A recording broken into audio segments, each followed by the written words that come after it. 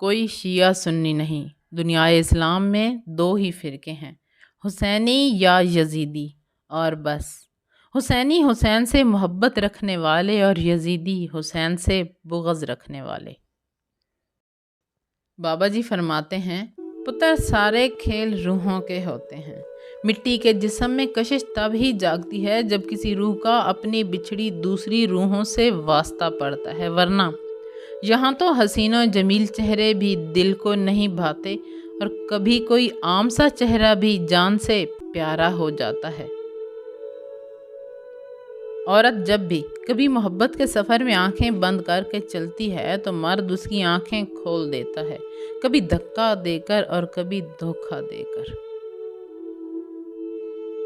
ہمیشہ یہی سوچ رکھیں کہ مجھے اللہ نے بہت کچھ دیا ہے، اگر مجھے میرے اعمال کے مطابق ملتا تو میرے پاس کچھ بھی نہ ہوتا۔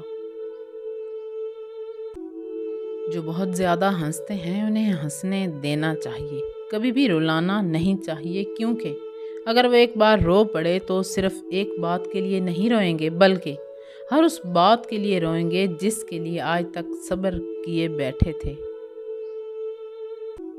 مرد کو عورت کے کردار کی کتنی فکر ہوتی ہے، اگر اتنی فکر اپنے کردار کی کرے تو یقین کیجئے کئی عورتیں بد کردار کہلانے سے بچ جائیں۔ بادل کا دل بھر جاتا ہے تو برسات کی صورت میں رو دیتا ہے، اور پہاڑ جب غموں کا بوجھ برداشت نہیں کر سکتا تو آتش فشاں کی صورت میں اپنا زہر اگل دیتا ہے۔ اور انسان کا دل جب غموں سے بھر جائے تو وہ کھل کے روتا ہے اپنے رب کے سامنے۔ زندگی ایک گونج کی طرح ہے، جو آپ زندگی کو دیتے ہیں سب کچھ واپس آتا ہے، اچھا برا، سچ جھوٹ دھوکا۔ کسی سے توجہ کی بھیک مانگنے سے بہتر ہے خاموشی سے بیٹھے رہیں، یہی عزت نفس ہے۔ خاموشیاں بھی رشتے کھا جاتی ہیں، تھوڑا ہی صحیح مگر تعلق زندہ رکھیے۔ غم کی ایک بڑی خوبی یہ بھی ہے کہ یہ انسان کو نرم کر دیتا ہے اور اپنے خالق کی حقیقی، اپنے رازق کے اور قریب کر دیتا ہے۔ ان لوگوں کے ساتھ ملنے میں بہت احتیاط کی ضرورت ہے جن کے الفاظ ان کے کردار کے مطابق نہ ہوں۔ کہتے ہیں کہ اپنے گھر کے لیے غریب خانے کا لفظ کبھی استعمال نہ کرو۔